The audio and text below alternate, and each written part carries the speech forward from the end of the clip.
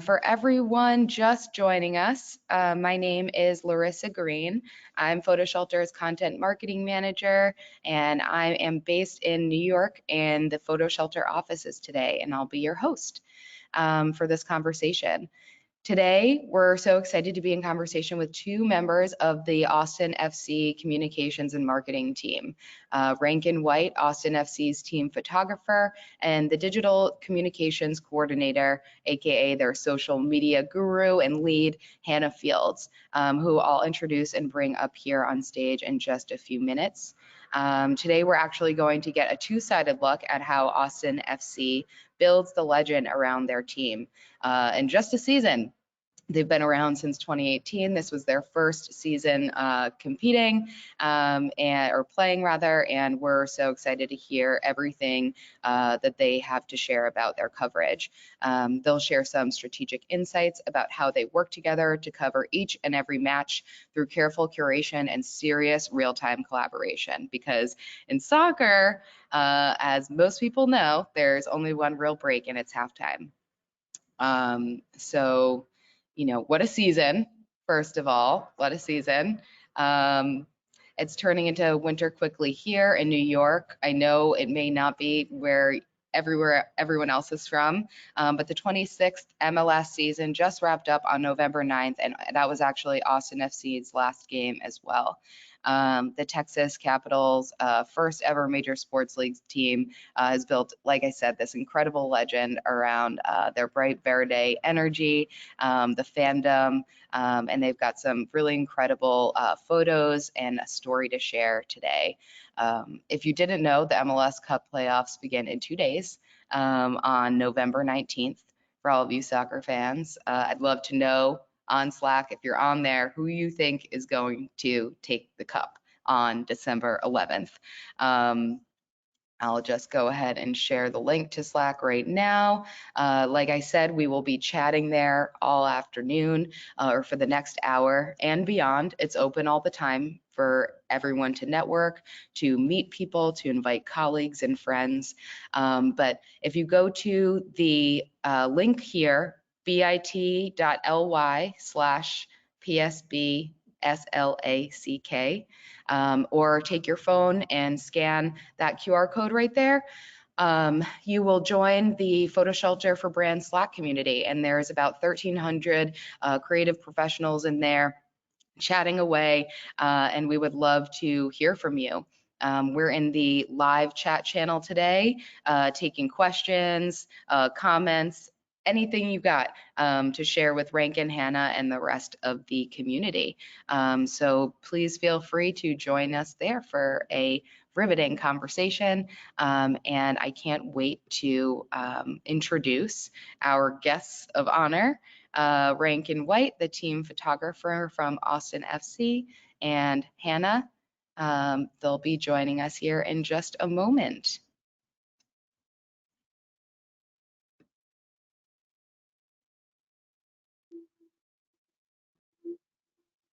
Hey guys, super excited to be here today.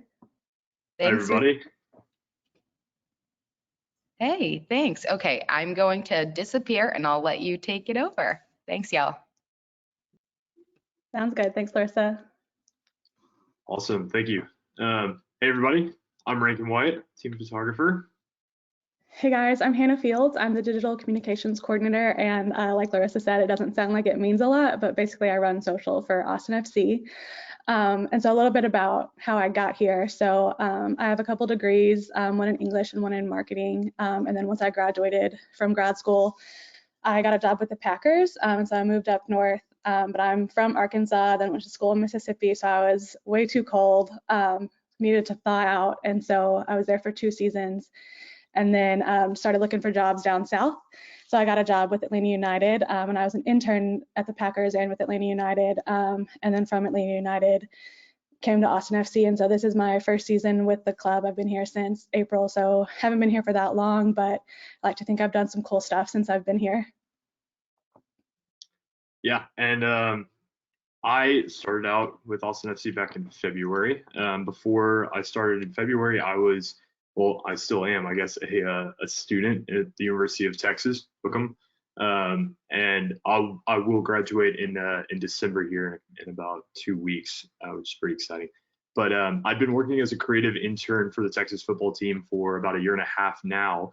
But at that point, it had been about 6 months. And the reason I was able to join Austin FC is I asked my boss. I was like, "Hey, man, I need to, get another job as well. I'm kind of, need some more money and some more experience." And he was like, "Okay, well, I heard about this photo internship with Austin FC." And so I called the creative director at the time and came out and tried out, and quickly realized that I was the only photographer as a photo intern. And so eventually, before the season began, that turned into a pretty good part-time role with the club as a team photographer. But yeah, I'm super excited to be here. Super excited to be here with Hannah and get to talk through this first season for Austin FC. It's been a wild one for sure, in a lot of different ways, but it's been really fun. Yeah, for sure. So we're going to talk to y'all today about kind of our photo process and how we use PhotoShelter. Of course, Rankin takes the photos and then how he gets them to me and then how we get them out on the social. So I'll let Rankin take the lead talking about photos. Yeah, absolutely. So first, I thought it was necessary to say that I shoot primarily Sony. So all the photos that you'll see today, I shot on Sony cameras. About 75% of the photos that we take as a team are all on Sony cameras. We have some other people that shoot Nikon, sometimes Fujifilm, sometimes Canon as well, but primarily Sony. So in case you were wondering, that's what we're shooting on. But yeah, so wanted to talk through what game day looks like for me specifically first, and then kind of how that plays into our overall social strategy and how I get my photos from my camera to Hannah. So yeah, when I get to the stadium, I get there a couple hours early, about 3 to 4 usually to be exact, because we have two primary shots that we need early on, right when I get there, and about 3 to 4 hours before the game starts. The first of these is the arrival shots. You see a couple shots right there. These are both from the last game against Sporting Kansas City. We usually shoot those out in the parking lot where the players park, because it's sponsored by Lexus and they love having some of their Lexus cars in those shots. But this day in particular, our last game, it was threatening to rain and very cold, and so I wanted to let players get into the warmth and maybe take off their jackets and show off the nice fits that they usually like to show off for arrival photos. And I really like this. We talked about it after this game and said that we should start doing some more in this hallway. There's a green. These are some of my favorite arrival photos we've done all season. I loved them. I agree. I completely agree. The background of the parking lot usually isn't super cool, but we had to do it. And yeah, so usually I go out and I take arrival shots of each photo of each player, bring those in. I'll edit a couple of them, send Hannah, and we'll talk about this later, but I usually send up about 11 to 12 of our starting 11 player shots. And then usually Sebastian Berhalter, he's usually a substitute midfielder, but he usually has the best clothes. We'll send that up, and Hannah usually posts those. And Hannah, you can go to the next slide. And then right after that, I guess not immediately after that, we go into the locker room where players are getting ready right before warm up. And I'll take some photos of players kind of getting prepared for the game, getting into that mental space. You can see those guys were sitting there, thinking through it. This is the team huddling up. Alex Ring, our captain, gives a short speech, and those are some primary photos that we need for social. Usually, those don't actually get posted until a later game because just timing with a lot of the other photos that we have, and we'd be posting way too much if we were posting those photos live. But you can't really tell when if it's one game to another, because they're in the locker room. It looks all the same, which is super cool for us and helps us kind of plan out our photography. But yeah, we take those photos and then we go out for warm up. And these are two photos that I took in Dallas, our third to last game, away game in Dallas. And two of my favorite warm-up shots of the year. I usually don't love warm-up shots, mostly because players are just warming up. There's nothing super exciting for me personally, but the one on the right might be my favorite photo. It might be my favorite photo all year. Definitely my favorite pregame photo. But yeah, you can go on to the next one.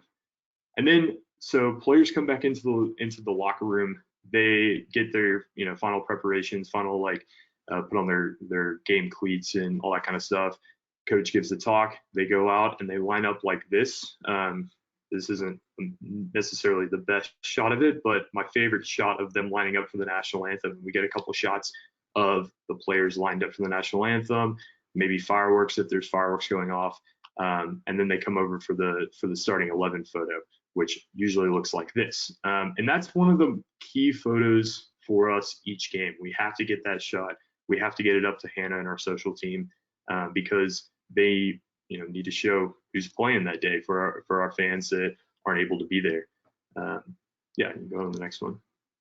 And then I think my favorite part of the game is the huddle shot. I run out with the players. Alex Ring, as you can see on our right, he's the guy just to the right of the goalkeeper in pink. He's our captain. He usually gives a really quick talk. It usually has something to do with this being our city and that we need to play for our city. And I've really enjoyed sticking my camera kind of between different players if I can, or sometimes above, and getting photos like this. These are probably my two favorites of the whole year, but it's been really cool game after game to get different angles and different types of shots of the players getting ready for the game.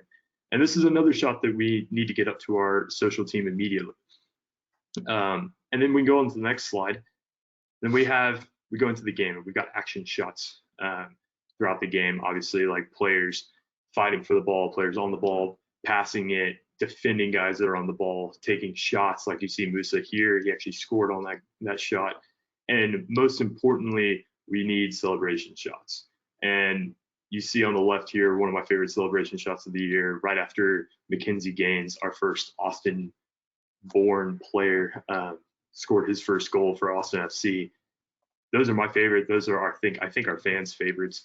And we need those shots game after game and immediately, as fast as we can, onto social. On the right side, you see this is a shot right after the game, kind of a celebration, and then like thanking the fans, signing. I think that's a flag right there and some posters and things like that. Those are the types of shots these are examples of shots that we need for social pretty immediately right after the game or during the game, like the celebration shots. You go on to the next one. And then also photos of the fans, which honestly, I don't take a ton of. My primary focus during the game is action photography, is our players either, before the game, getting warmed up, arrivals, things like that. And then obviously the celebration shots and those action shots during the games. If I get a chance to, I'll turn my camera over to the side for some fan shots here and there, maybe between like when we're down on defense and we're away from, the players are away from where I am. But we actually have a photographer, Nico, who usually stands in the supporter section like you see here, and is taking much closer shots of those supporters. And he's done a really good job this year. I've been really impressed with a lot of the photography he's done. But yeah, this is a perfect example of a supporter shot that I got during the season. You go to the next one. And another one of my favorites from our last home game right there. So yeah, there's a couple more shots in here, some of my favorites from the last couple of games, but I think that kind of shows like where our priorities are during the game. We need those celebration shots like you see in the middle there. We need some shots with fans, with players interacting with fans after the games, especially when we win. We also need celebration shots after the game, like you see Musa Jite and Denny Pereira just messing around after the game. We need those types of shots because it shows, one, who our players are, what's happening on the field, and then two, just kind of like some interesting behind the scenes perhaps, or maybe kind of close up interactions that I have with the players or the players have with each other that you won't see on TV, you won't see necessarily in highlight videos, that I can get and that our videographers as well can get, that kind of shows the chemistry and the identity of the team. Go to the next one. So yeah, so what our process looks like as far as getting photos to Hannah into our social platforms, kind of, I think, is laid out like this. I take the photo through my camera, and then our cameras, the Sony A9s, which I have right here, has a port on the side that allows us to plug in a Ethernet cable into the side of the camera, and then we have two Ethernet ports on either end of the field, the north end and the south end. We're able to plug those cameras into those ports and select photos in my camera that we then send up to a FTP folder that we have set up through PhotoShelter. This is where PhotoShelter is like absolutely critical to the speed and the photo sharing process during the game. I send those photos from my camera immediately up to our PhotoShelter box. Our editor grabs those out of the PhotoShelter box, puts them in the Lightroom, edits the ones that she thinks are best, and then puts them into a separate PhotoShelter folder that Hannah then is able to pull from and use on our Instagram, Twitter, Facebook, other social platforms. Honestly, don't fully know what she does with all the photos, but because I kind of let her do that, but it goes from there everywhere. And if without PhotoShelter, we've tried multiple different ways of getting photos from the camera to the editor and then up to Hannah. We've tried card runners. We've tried, I think we've tried like maybe sharing it to my phone, I think a couple times. Like, I mean, we've tried multiple different ways for how to get these photos up to Hannah. And by far, this is the fastest way. And it's incredible that we're able to do this through PhotoShelter and set up that FTP server through there.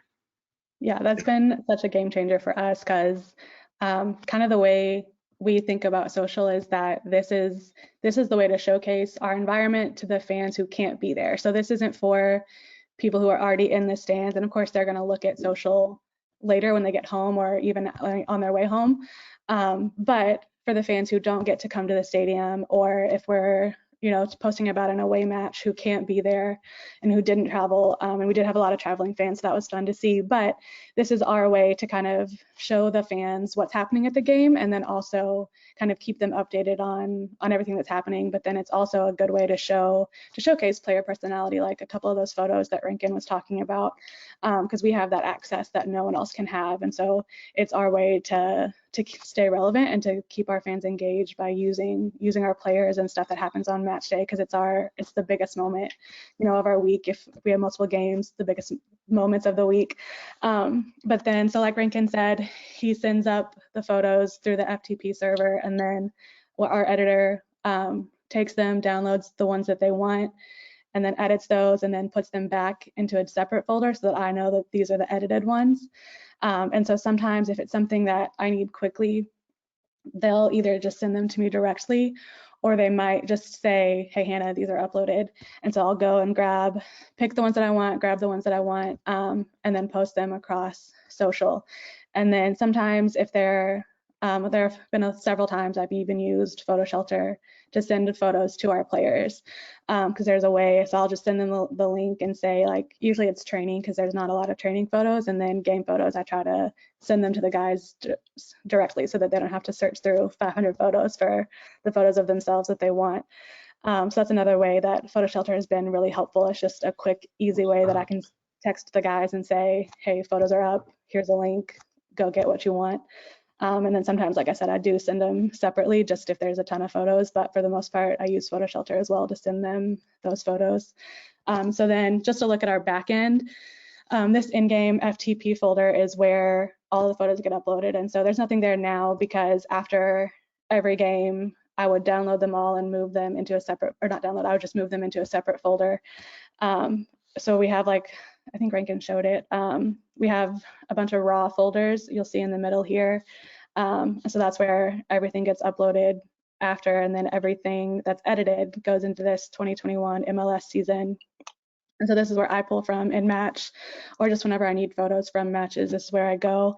But something that's been really helpful with PhotoShelter is I can tag all the photos. And so if there's a specific photo of a specific player that I'm looking for, after every match, a couple days after every match, I go through the match day folder, and I'll just tag every photo with whatever player's in it. Or if it's generic or something like that, I'll even do that so that if I need a generic photo or a scene setter or something like that, I can look in PhotoShelter, and that's made it so easy for me to find photos. And then kind of the way we've organized our photos, you'll see on the left, we've got everything separated out in big groups. So we've got first team training because we have a lot of training photos, and then we also have an academy. And so any photos that we have of the academy go in that folder, and then just photos of the stadium. So before we had matches, we had a bunch of just generic kind of scene setters of the stadium. So those all go in there, and then we have a foundation. So all their photos go in there. So we just separate everything out based on kind of that big overarching umbrella. And then the first team, it gets broken down in this middle section. So we've got everything kind of even more separated out for the first team because there's a lot of stuff, a lot more photos for first team than anybody else. So then once I get the photos, how I use photos, so like I said, it's kind of social is the way to show our match day to our fans. And so these are a couple of my favorite photos that we've used. So on the left is what we call a scene setter, and it's just an empty stadium before fans get there. But this is kind of how we set the tone for match day. And so this, especially before like our first couple home matches when a lot of people hadn't gotten to see the stadium yet for themselves, this was a really fun way to get fans excited about the game. And then it's still some of our best performing content just because it gets fans excited for the game. Usually I post it kind of about when gates open. So it's kind of just one more thing that they'll look at before they get into the stadium and the match starts and everything like that. And then, like I said, we also use it to kind of showcase our stadium atmosphere. And so this second photo on the right is another way that we showcase that. So this was from our home opener. And it's just, it was a sold out stadium. We tied that match, so it was still pretty exciting. But it was just kind of another way to say thank you to Austin for showing up for us like they have been all season. And then some other things that Rankin was talking about that we flip quickly, the middle and this right picture, they're celebration photos. And so these are the things that I want right away so that I can post. So I can post a celebration photo so that on Instagram, I'll usually I'll start with a photo and then slide to the broadcast video of the goal. And so I want those photos quickly so that I can get those out as soon as possible so that our fans who aren't at the match or even some who are can see our content and start engaging with it and kind of get to know our players and know what's happening at the match. And then just some other fun content that we like is celebration stuff. And so like after the match, anything that can showcase player personality is always so much fun for us. And then this Jared Stroud picture on the right. This was like if we score, we know that we're going to post celebration photos, but this photo on the right was a lot of fun because we didn't plan for it. I don't think he planned for it. He had no idea that he was going to score, and I doubt he'd even thought that he was going to throw up the hook'em when he did. He didn't go to Texas, but this was just a great way for us to get the city involved. So maybe even fans who don't know about Austin FC yet will see this in their timeline because the Longhorns interacted with it. We'll see it in their timeline and just think, oh, this is fun, this is cool, this is something else that I want to get to.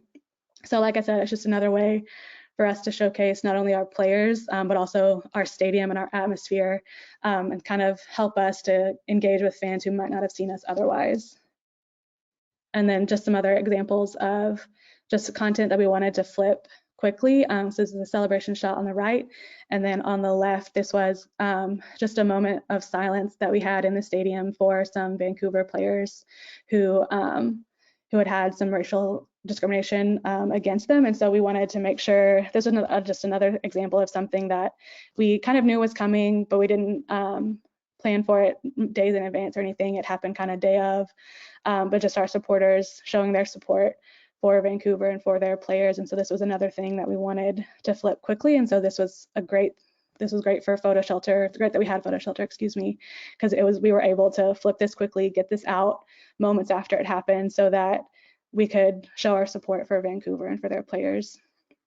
And then here's another couple examples of stuff that we flip quickly. So we've got the locker room, and this is from our home opener. So it was a place that people hadn't seen before. And so we were excited to show everybody what our stadium was, what it was about, and then showcase, of course, our players as well. And then this photo on the left is another we have this thing we do called the Heartbeat of Austin, and it's before every match we pick somebody, and this time it was a fan who had traveled to every single match, home and away, or had been to every match, excuse me, home and away. And so we got her to do the heartbeat with one of our owners. And so this was another thing we wanted to flip quickly, because like I said, our stadium atmosphere, it's different from every other stadium. It's different from every other sporting event. I'm biased, but I'll tell you it's the best in the league. And so this is another thing that we want to make sure people know about, so that when they come, they know to come early so that they don't miss things like this, and they can make sure that they're there for all the fun stuff. And then this photo on the left, have to give a shout out to one of our other owners, Matthew McConaughey. And then on the right, we scored the fastest goal in history, Sebastian did, excuse me, and it was 30 seconds in. So I'm, just getting out, kickoff, like the game is live, and then all of a sudden we scored. And so this was another reason that we love PhotoShelter, because I was able to get this out pretty quickly after it happened. Of course, thanks to our photographers, Rankin, and our editors, who allow me to get this content quickly, because it kills on Instagram when we can get it out super quickly. It's something that everyone loves to see, and so it's always fun for us to get it out quickly, and so that it has even more time to get engagement and stuff like that. I remember this one thing, just real quick, that we had talked about halfway through the season, was we were getting like great reactions to just how fast we were getting our photos out, especially like right after goals. It was like within a couple minutes, like how fast we were getting goal shots out. So just another testament to the process. Yeah, if you ever are watching a game and then looking at our social feed, we do get it out pretty quickly. So that's just another testament to PhotoShelter and our team, who are able to do things quickly like that for us. Because this photo of Mackenzie, we swiped to his goal. This was his first goal, and he's an Austin-born kid, and so he's not a kid, but he's an Austin-born player, and so everyone was excited for him and really happy for him, and so this kind of blew up as well. So just stuff like that PhotoShelter just makes it easier for me to get content, for me to share it with the world, share it with Austin, and then help the players make a name for themselves and help Austin FC to be at the top of social.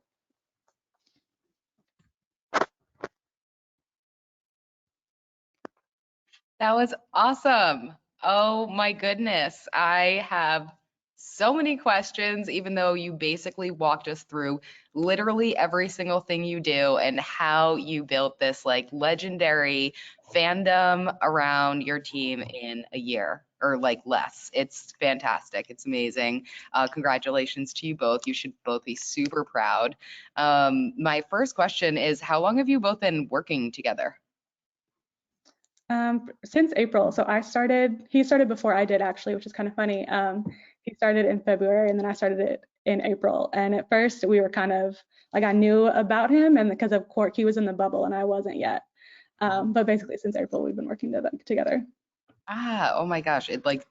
To me, it seems like you are like good friends. You know what each other needs. I can only imagine like how quickly you would have also had to like build rapport with one another in order to know exactly like what y'all were looking for and like what your actual strategy together and how your eyes could, work together in that way creatively. So we have a ton of questions from the audience, and I want to just go through them if that's okay with you. I'm going to start with a funny one, which is, how close to life is Ted Lasso for you all? Okay, wait, I want to take this one real quick, because I compare Alex Ring, our captain, to Roy Kent so much. He's like pretty much the exact same guy. Like off the field, he acts exactly the same. Just the kind of like tough outer exterior, but then if you like kind of get to know him, he's actually kind of a softie. So that's the only thing that I've seen that's like really the same. But I mean, Hannah, you probably see more day to day than I do. Yeah, I work out of our training ground with our players. So I'm a little bit more, and I have to do that every day. So I'm a little bit more in tune with them, as opposed to Rankin, who comes, once a week to shoot training and then on match day.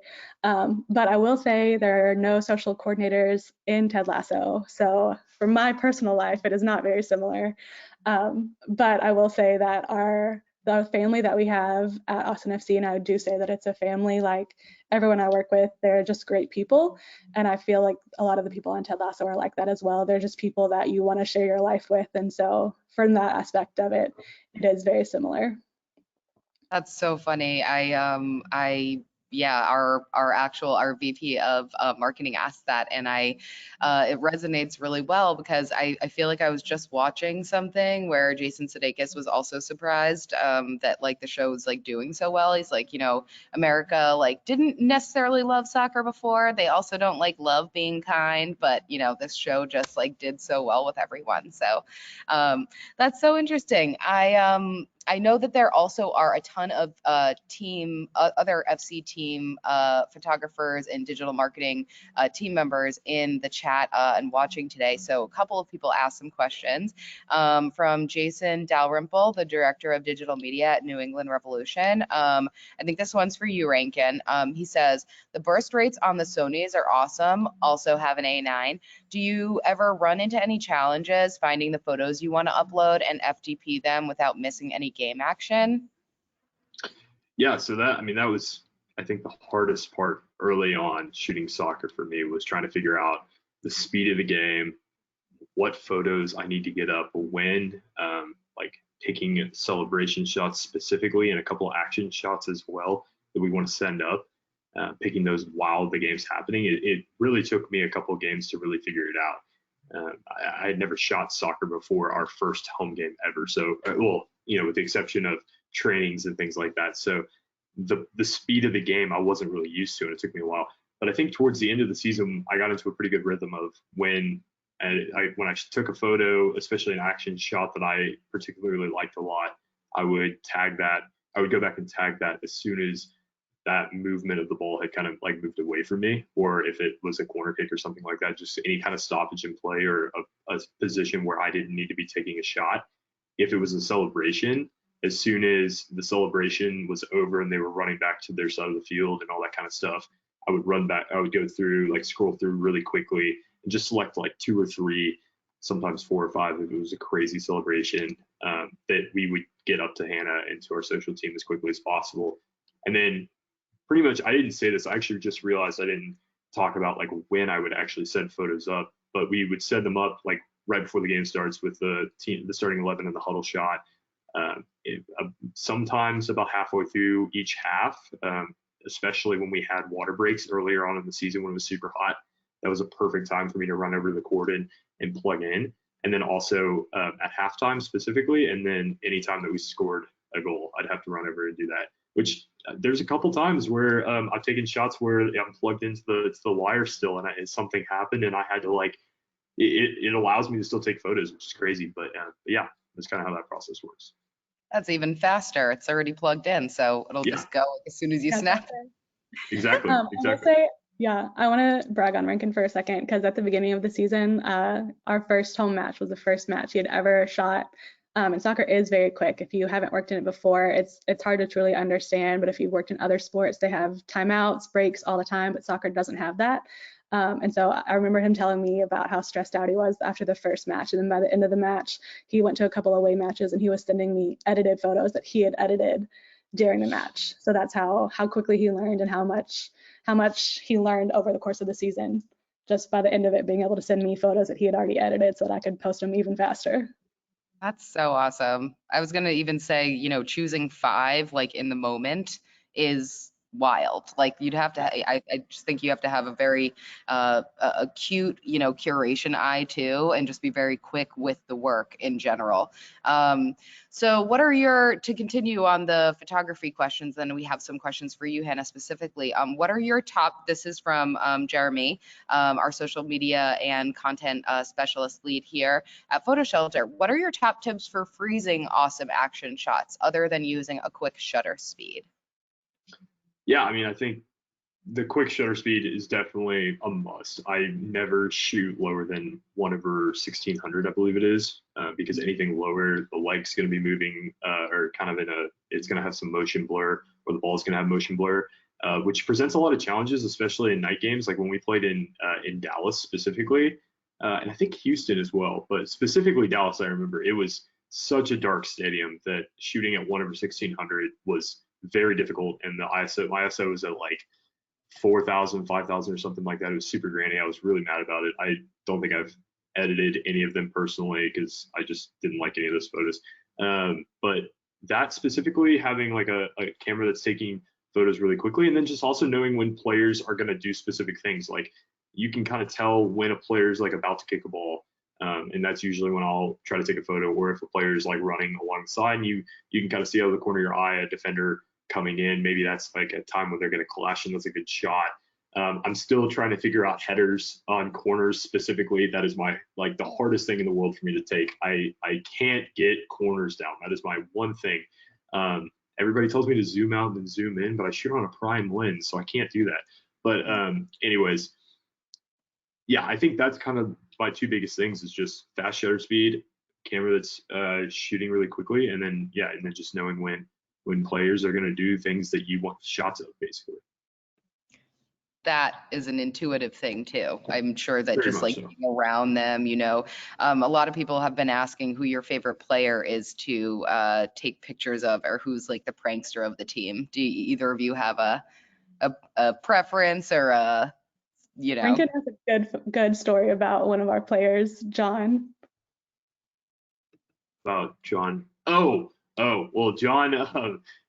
John got into this habit in I think the last like 5 or 6 games where anytime that he saw me or one of our videographers, David, with a camera pointed towards him, he would subtly flip off the camera and kind of hide it behind his hand or like under a shirt or something like that. So I have a good like 100 or so photos of John Gallagher flipping me off, like different times kind of thing. Like, I mean, there are like, it happened a lot.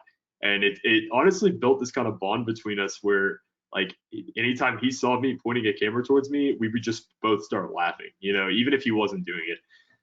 So I think I love that a lot. That's so funny. Oh my goodness. Hannah, do you have any, or do you have who's like the prankster on the team slash the person that I guess you like to showcase the most because of their personality, I guess? Yeah, I think for me, we've got a lot of fun players who will do a lot of stuff for us. Some players that like to be featured and some that don't. So the player that's still on the screen, Mackenzie, he is very shy. And so a couple times I've asked him to like make TikToks for me, and he'll always be like, "Will you ask someone else, please?" And I'm always like, "Yeah, of course." And then we have other players like Brad Stuver and Sebastian Driussi, who whatever I ask, they'll do because they love not necessarily the spotlight, but they love seeing themselves on our feed.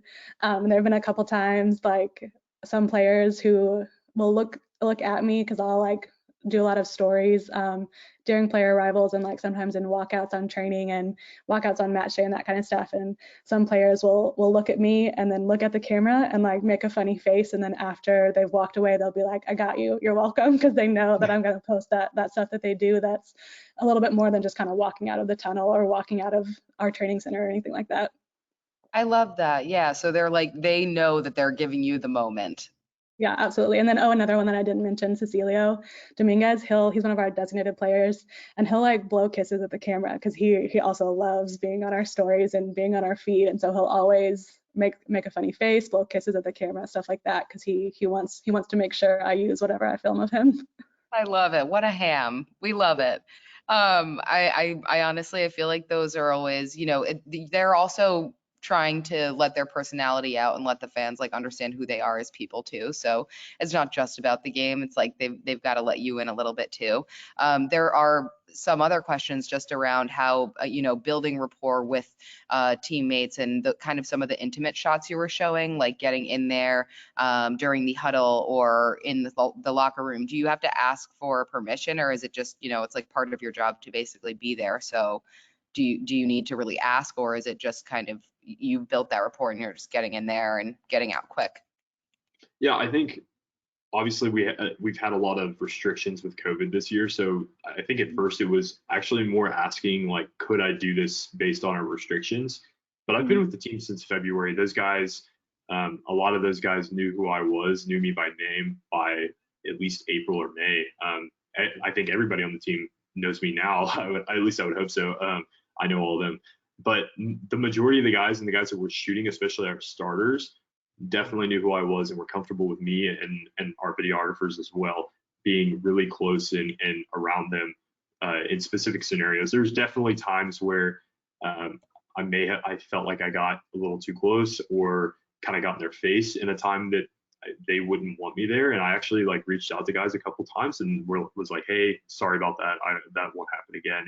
And I think it's just kind of like a respect that I have for them and that they have for me, just like them understanding that like that I'm doing my job, but me also understanding that they have a job that they need to get prepared for. So the huddle shot specifically, that's been kind of a challenge because there's definitely times where I'll run out on the field and Alex Ring and I lock eyes and I can tell he just does not want to be photographed. So I won't try to get underneath there. I'll try to like shoot from above so it's a little bit less intrusive. But then there's been times where I've put my camera down there and guys are like kind of nudging me out of the way and I'm like, nope, sorry man, I'm taking the shot. Like we have to get the shot. So I'm like kind of almost force my camera like, you know, maybe closer to the ground so we got some more room. But I mean, it's kind of a balance, I think, and I think also being there for so long and being around the players so much kind of builds that respect, that mutual respect. Yeah, that's definitely got to be a really challenging kind of rapport building exercise to dance around. You know, you are both there for a job at the end of the day, so kind of have to make it work for everyone. What is okay, so you just mentioned, you know, basically minutes or seconds really is the transfer time. Someone wanted to know what the turnaround time from goal celebration to remote photo editor to social team and on to Instagram. Like minutes, right? Is that what we're saying? Oh, it's for sure minutes. I couldn't give you an exact timing, but it's minutes, yeah. I think probably the most it's ever taken is just like a couple times the Wi-Fi at our stadium is not great, so the longest is actually getting the photos uploaded back into PhotoShelter or sending them to me on Teams if it's something that's a little bit quicker, but definitely minutes, yeah. And how do you get the broadcast clips right away? Oh, okay. So there's on the back end of Twitter through the league, there's a way to clip broadcasts.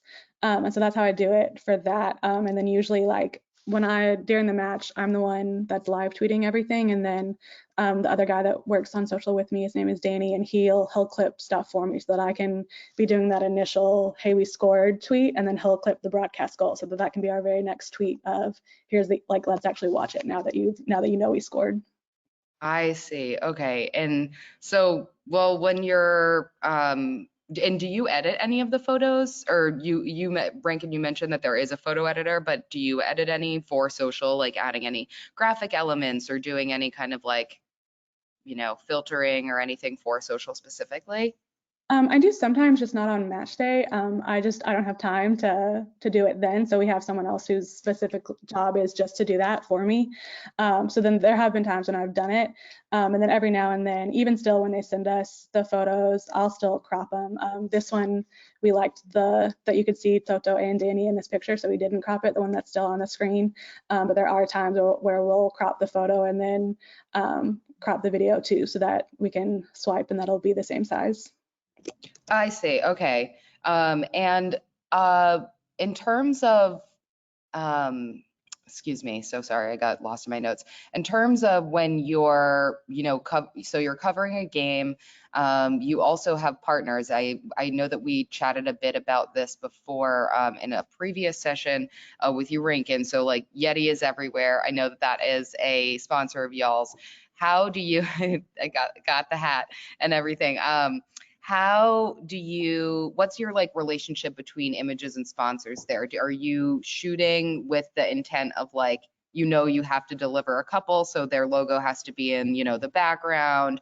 Are you working with specific sponsors for like games, meaning like, you know, liquor sponsors and stuff like that, so you have to include some of that photography within gameplay, etc.? How are you sharing images with them? And are you giving them a link to PhotoShelter too, or is it just like, you know, or are you not really involved in that kind of aspect of? Yeah, no, I am. So that's why we have 3 photographers on match day, 2 that are shooting game action, and then a third one that's just doing sponsor stuff. And then If he finishes with all the sponsorship requests early, then he'll come shoot some game action, shoot fan stuff for us. And so that's how we get all of the partnership asks done on match day, because that is one of their biggest activation times. And then usually, yeah, we'll send them links if they ask for it. We try not to send them just the whole folder of match day stuff. So a lot of times I'll just make separate links just for partners and just have the photo, like this photo that's still on the screen would be great for Yeti.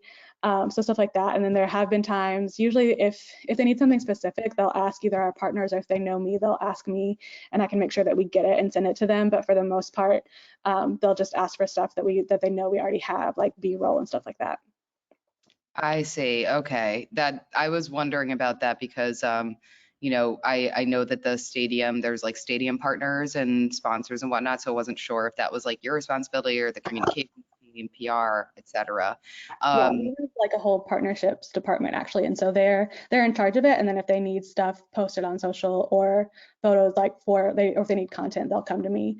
But for the most part, they handle all of that.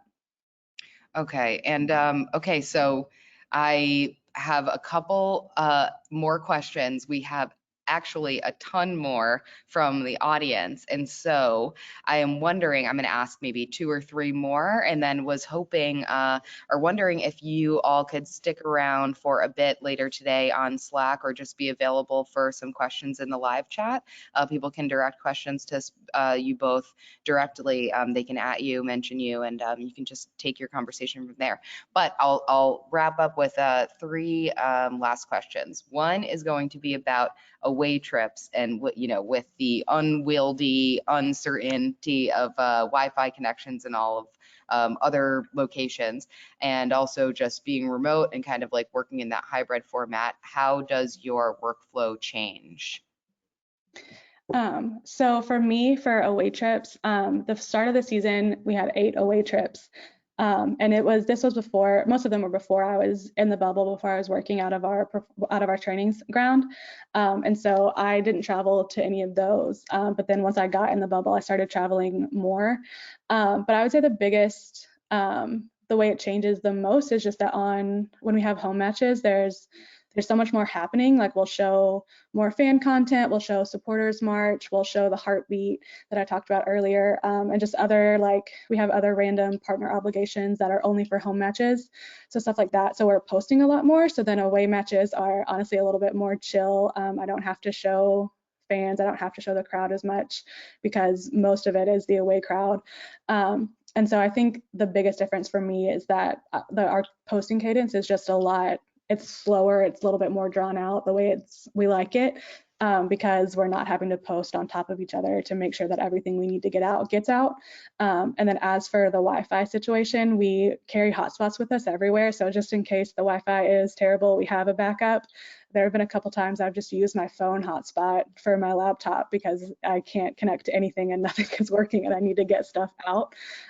So at the beginning, when I wasn't traveling, it wasn't as stressful, and now I have to worry about that more. But it also means that I have a better relationship with our players because they see me a lot more often. So it's kind of a give and take in that regard. Definitely. Yeah. And then I think from the photo side, we don't have that FTP cord, or Ethernet cord on either end of the stadium at the games that I've been to. I haven't been able to go to every away game, but the ones that I have gone to, it usually ends up being some sort of a hodgepodge of like, how can I get this photo off of my camera, edited, and to Hannah or to Danny or whoever it is, PhotoShelter, as quickly as possible. Like she said, there were a couple of games. Our last 2, I think, away games that I went to, I think it was Houston and Dallas.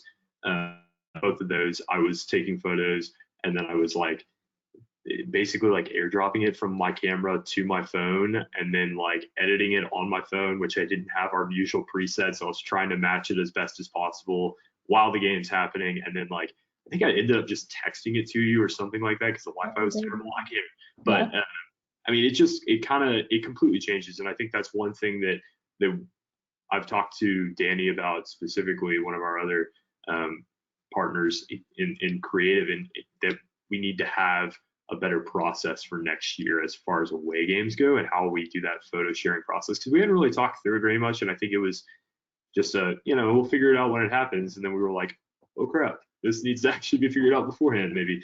And just that's one of the things that we need to talk through for next season is maybe carrying hotspots with the photographers. That makes a lot of sense. MiFis are, I think that's what those are called, like those MiFi like hotspots. Those are absolutely necessary. Definitely seems like it for all of the unwieldy, uncertain Wi-Fi connections that we've heard about across the stadium world. It seems definitely challenging.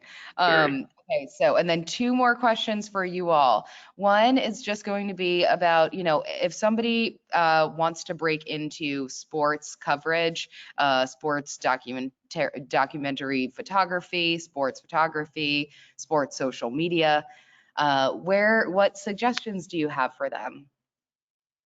My biggest suggestion is just ask people, if you know people, if you have contacts anywhere in sports, specifically teams that you want to work for, just email them, text them, DM them, whatever it is. Say, hey, I want to come shoot a game. I want to come help you cover a game. I want to come help you video a game, whatever it is. That's the reason that I'm in sports right now. In January of 2020, like right before the pandemic started, I decided I really wanted to work in sports creative media. And so I emailed the communications vice president or whatever his assistant athletic director, whatever his title was, of Texas, and emailed him like 5 times in 1 week and was like, hey, I want to do this. Please get me like connected with the right people. And eventually I did. And that snowballed into where I am right now. One thing led to another. And I've seen that happen at Austin FC. I've seen it happen at Texas, where people just reach out and they say, hey, can I come do this? Can I come help you? How can I help? And then they're just willing to do whatever they can to help out. Yeah, I'll second that. I got my first internship because I knew somebody who knew somebody. It was one of my professors at Ole Miss, and he knew somebody, and he helped me get an internship, which helped me get my internship with the Packers. But then I think another thing that people don't often talk about, but if you want to work in sports, you don't necessarily need to be willing to work for free, but you need to be willing to take an internship, take a job that's not what you want to do, so that you can then transition it into what you want to do. Because my first internship with the Packers, I was just like general marketing, and it wasn't what I wanted to be doing. But when I applied for my job with Atlanta United, they saw the Packers on my resume, and sometimes that's enough for people. So even though I didn't have the exact, all of the specific requirements that they wanted, I at least had worked in sports. I kind of knew about the grind. So I think that's another thing that people often don't talk about, but just be willing to take a job that you don't want so that you can move into a job that you do eventually. Because when you get that job, you'll meet people who are willing to help you, as long as you're doing the work, who are willing to help you and willing to get you where you want to go. If you'll just tell them, this isn't what I want to do eventually, or maybe it is, and you'll get in that job and realize this is what you love and you'll want to stay there. And then either way, you just know.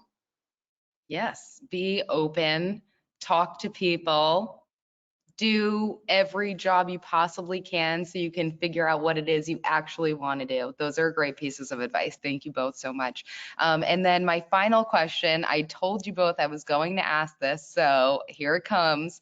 All right, you have so much green on the scene with Austin FC. How do you differentiate between all of the different varying notes of green and like just make that color really shine and sing for your brand from both the photography and the color correcting exposure perspective, and then also just social media, making the feed look blended enough, and all of that, both from the curatorial aspects. I'm curious about that. Yeah, I guess I'll take this one first because I think my answer plays into yours a lot more. This has been the hardest challenge we've had all season, is trying to figure out what our colors, what our look is going to be like for photography specifically. I think graphic design got it figured out pretty quickly. I think video got it figured out pretty quickly. I think photo, it's been a challenge all year. Our stadium has very apparent light pockets in different parts of the stadium, and we've played mostly at night, so it's been really hard to get consistent exposures and consistent white balance corrections across the field. It's tough. I talked to you earlier before we started, Larissa, about our locker room. It is possibly the most frustrating environment to shoot in. because I don't know if y'all saw earlier, but the I'll find it. Yeah. ceiling is lined with green lights and white lights, and the white lights are LED lights. So they give off kind of a bluish tint, and the green is more of a like yellowish green sort of. So it's like it clashes like crazy. There And we it's go. hard to, yeah. And so it's really, really hard. And then also the lights underneath in each of the lockers are like a weird like I think they're fluorescent lights. They're not even LEDs. They're like yellow. So it's like 3 or 4 different colors, all clashing with each other, all giving off different lights onto the players that I'm shooting. And I told them earlier, I figured out maybe like third, fourth game of the season, I figured out like, oh, if I put the white balance at this number in the locker room, then and the tint at this number, then it looks mostly normal. It's like a perfect, like perfect balance. And so I've kept that throughout the season for the most part.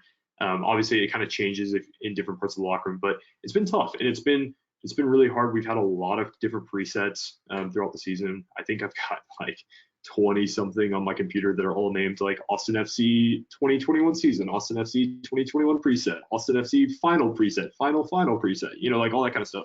And honestly, I forget which one we're using a lot of the time, which is really frustrating. But I think it's been tough, and I think that the cool thing though is that we towards the end of the season, I think the one thing that I can say across the board for our photography, not just the look, but the process of game day, the process with our different photographers, the process of getting our photos to Hannah and to our social team, is that towards the end of the season, probably in about October, maybe late September, it kind of clicked. We kind of figured it out.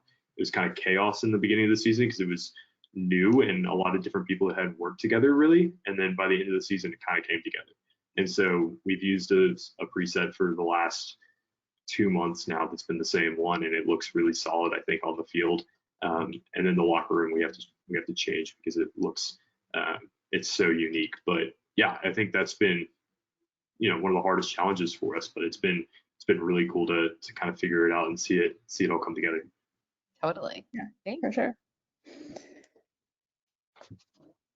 Um, I think, oh, sorry, I was just gonna say, another thing that we talked about earlier is just when we score our stadium, they turn the lights green, which is great for the fans, but it's been terrible for my feed because I want to use those celebration shots, and so we have to find, if we score more than once, we have to make sure we either use all green shots or we use all the white shots from the regular lighting.